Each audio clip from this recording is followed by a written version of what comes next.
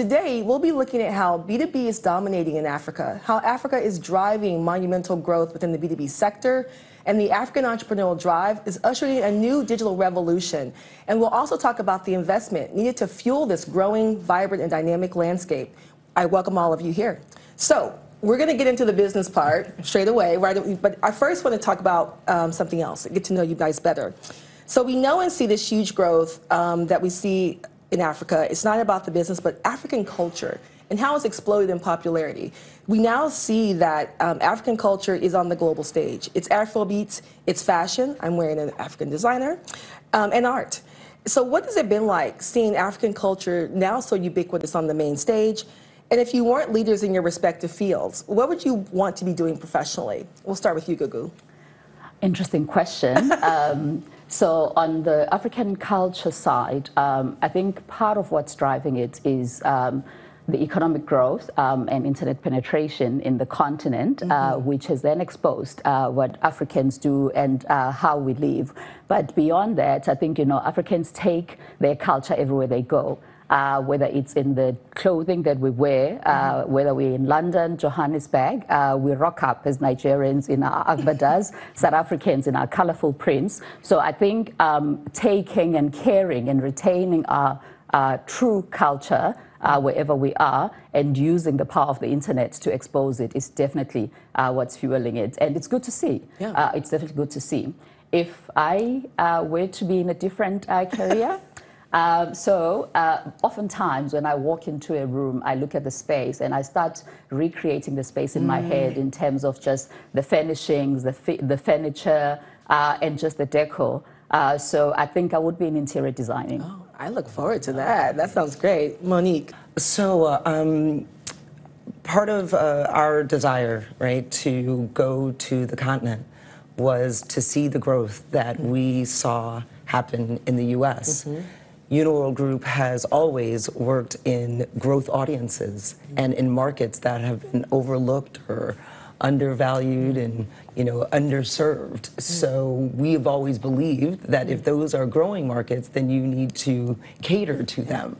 And as we look to the continent and we look at the youth, the innovation, and to Google's point, the level of power that is now going to be available once we get handsets and things in the right hands, which Telkom is working very, very hard on to ensure that access is available. But we know once that happens, the continent will start to jump the curve, right? Yeah. It's the same thing that happened in China, the same thing that happened in India. We saw those economies grow, flourish, and now where are they, right? They are superpowers. So same trajectory here.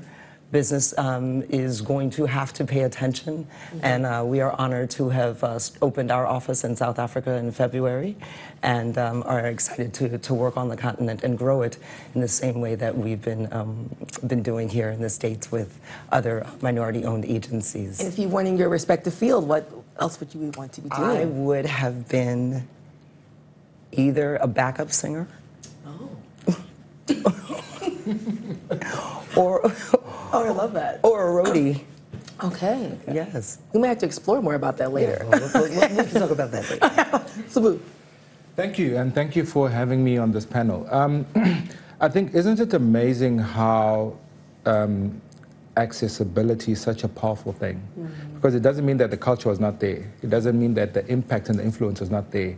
It just means that the minute you just open up and just let that shine, then all of a sudden it dominates. And it's so powerful. So I think it speaks to why it's so important for us to be in Cannes so that we can be able to communicate the talent and the skills that are actually, and the opportunities that exist in Africa, and inspire those to actually be dominating in this space. So accessibility is such a powerful thing.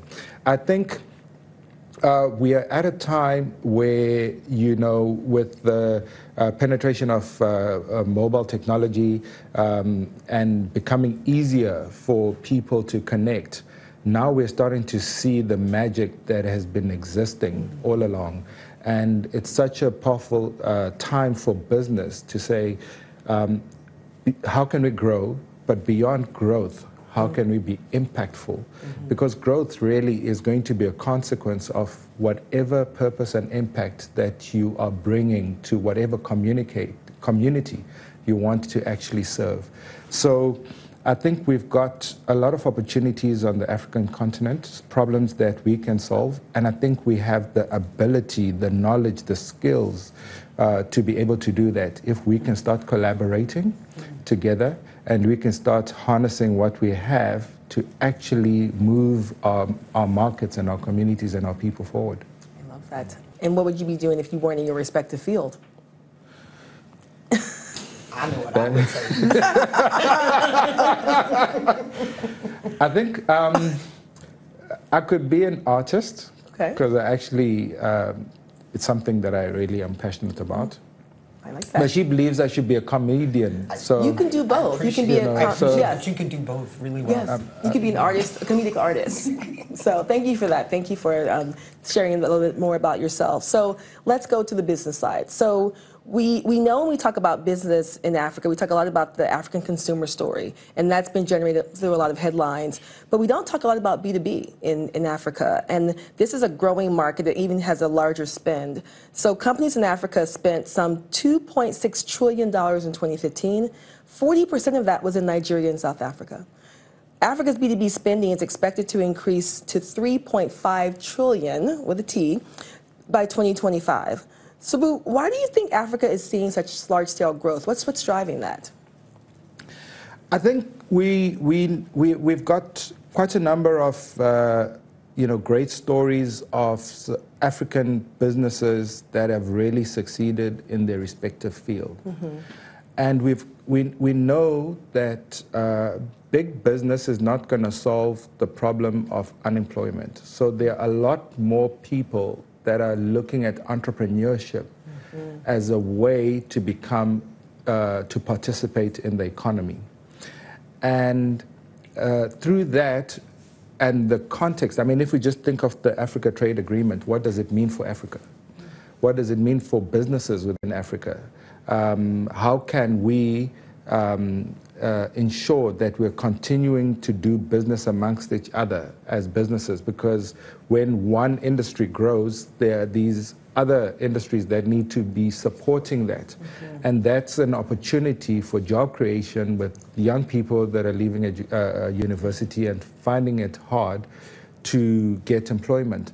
And I think the days of aspiring to work for this multinational conglomerate is really gone. Now it's about local is lacquer. So you want to run a business, you want to be locally relevant, but you want to also have impact. And I think it's really inspiring to see the amount of business that's taking place.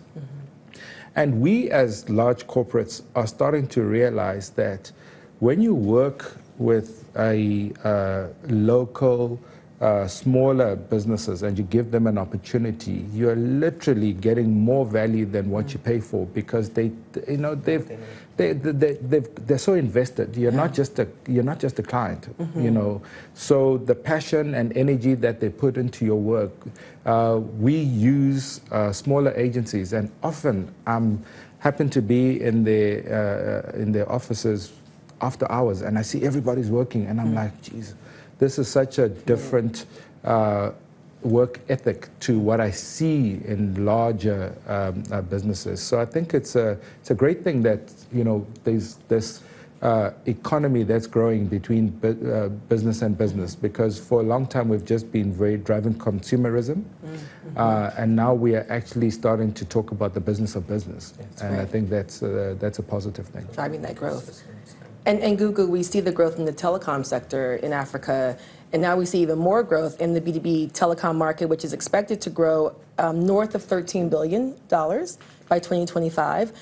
How do you see this B2B telecom market evolving in Africa over the next few years?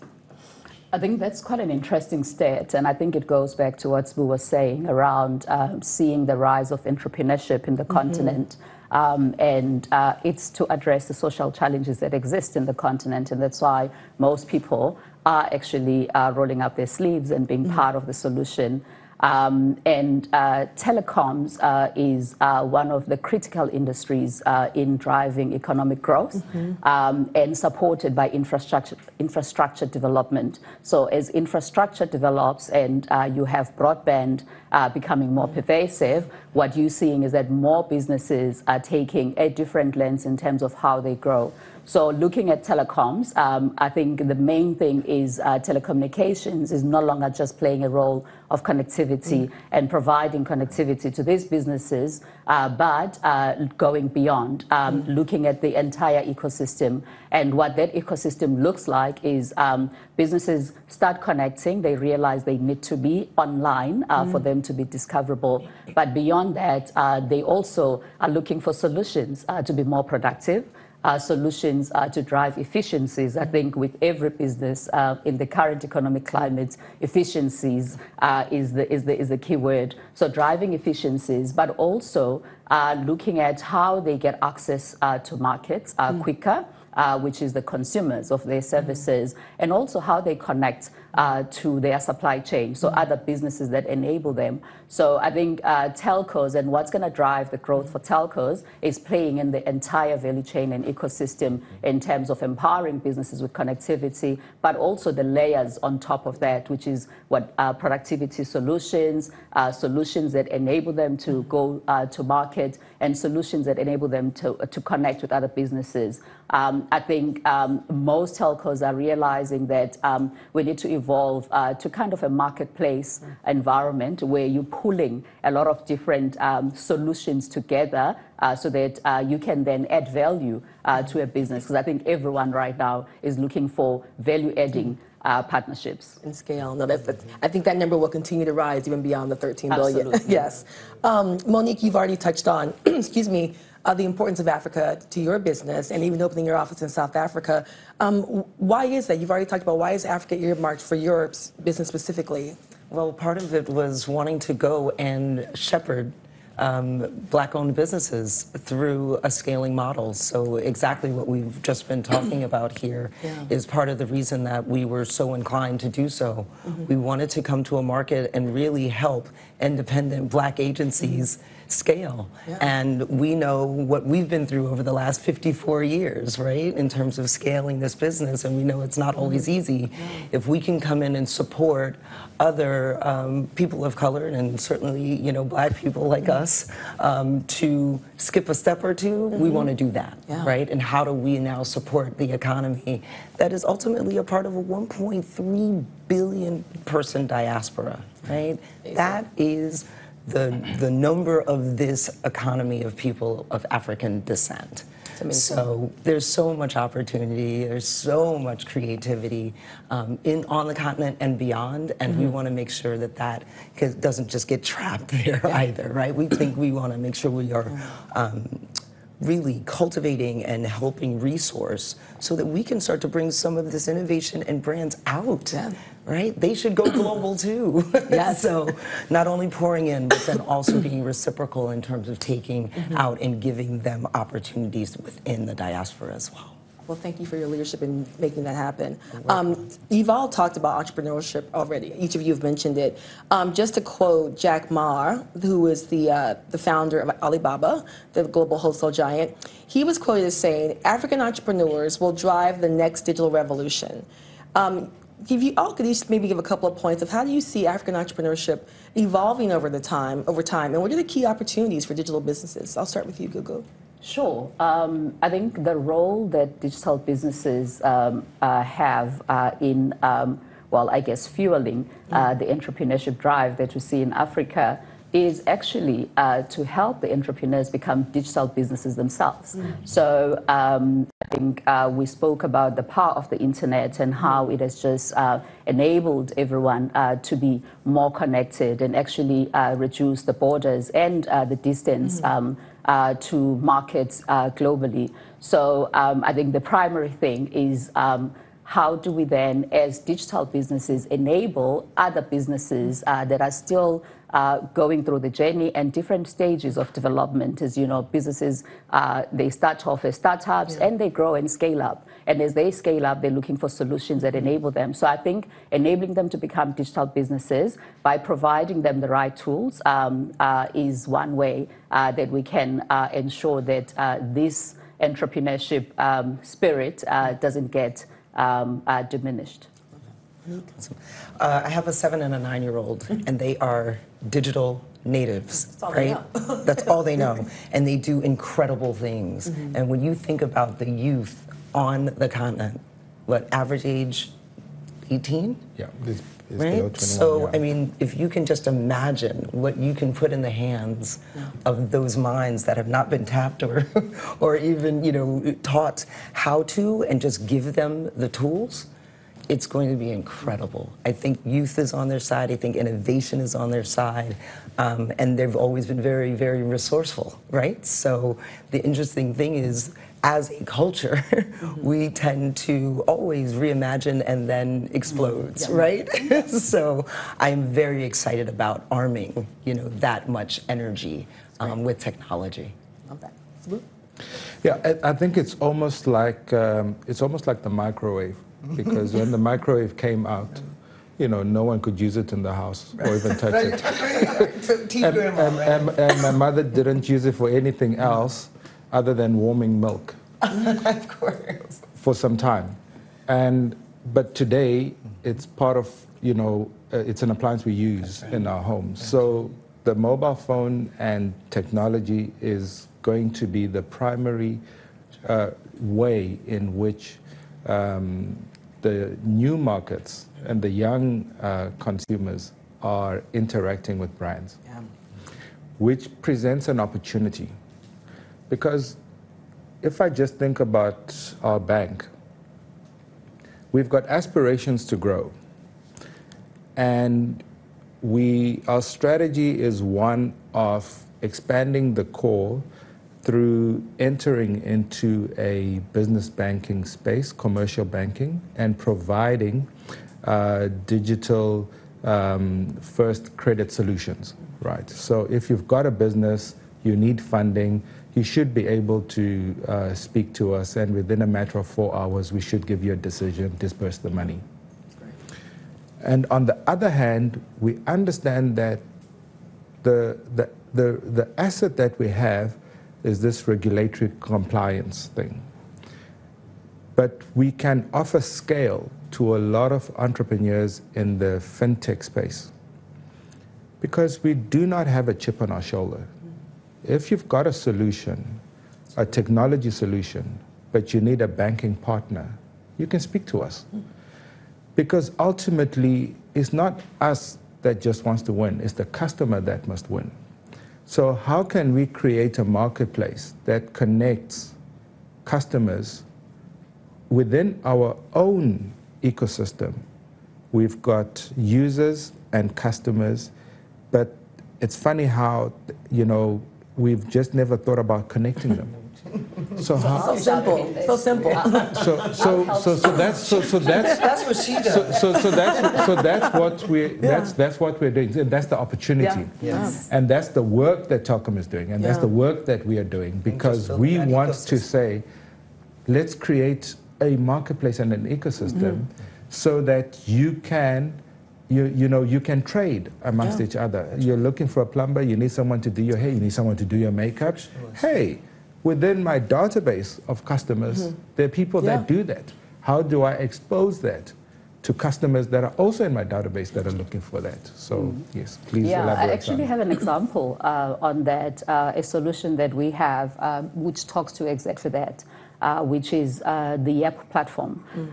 It does what Sbu talks about, where you have users that are looking for services, you have the service providers, but on top of that, the service providers can then start to trade amongst themselves as well, because a plumber also is looking for the service of a computer technician, right? So they can trade amongst themselves. But what we've gone and done beyond that is also giving them the tools that allow them to market themselves. Because I think one of the critical challenges that small business entrepreneurs have is especially navigating the digital marketing space. How do I set up my search engine marketing? How do I expose my business out there? Providing tools that enable them to not have to worry about Google algorithms and saying, what do you want to do? Which market do you want to go to? Which geographies you want to penetrate? Here's a solution. It will then do all of that for you. I think empowers them even beyond what we've seen. And I think we've seen it in play. I think not just in South Africa, but across the continent, where you have I call them Instagram boutiques, discovering someone who makes kaftans in Nigeria and now being able to buy them, whether it's through Instagram or platforms such as the marketplace that we have, has actually empowered small businesses to move outside of the limited geographies that they were operating in and expose their businesses out there. So I think there's power in marketplaces, in enabling them to be online, whether through mobile technology or internet accessibility, for them to be able to then expand the market that they operate in. That's great. I have my one final question. We've talked a lot about innovation and technology. Monique, what are any additional innovations or new technologies are you most excited to see in Africa or beyond? Well, I have a challenge that I want the continent to help support. I'm very, very excited about AI, but I'm very, very nervous about AI. The microwave. It's the microwave, right? And you know, my desire and the hope is there's just not enough data out there about people of African descent, and we know that AI is only going to make bad data faster, right? It doesn't change the data; it just doubles down on what's available. So the continent, I think, can be a really, really strong partner in ensuring that we get as many profiles, right, in this machine that's about to take us somewhere. Yeah. You know, we won't know until it finishes, you know, learning itself. But I just think the participation is going to be critical because, as we can see, technology often moves much, much faster than we can keep up with these days. So that's what's keeping me up, but I feel like if anything's going to save that, I think the continent, I think a lot of that brain power is going to come out of there. Yeah, between the entrepreneurship, the innovation, the technology, the continent is ripe to solve all of these challenges. Yes. Well, unfortunately, I could be here all day with you because I want to continue to learn more, and I know our audience would love to learn more, but that's all the time we have for today. And just thank you all for your incredible insights and contributions. And the depth and breadth of our discussion on Africa's burgeoning B2B sector, the entrepreneurial drive we've all talked about, and the strategic importance of Africa as a key growth market for the business has indeed been eye-opening. As we've heard today, whether it's in the field of Afrobeats, fashion, art, or B2B, Africa's influence on the global stage continues to grow. As we wrap, again, let's remember that this growth is not just one dimension or an industry, but a testament to the dynamic, diverse, resilient spirit of Africa. Thank you.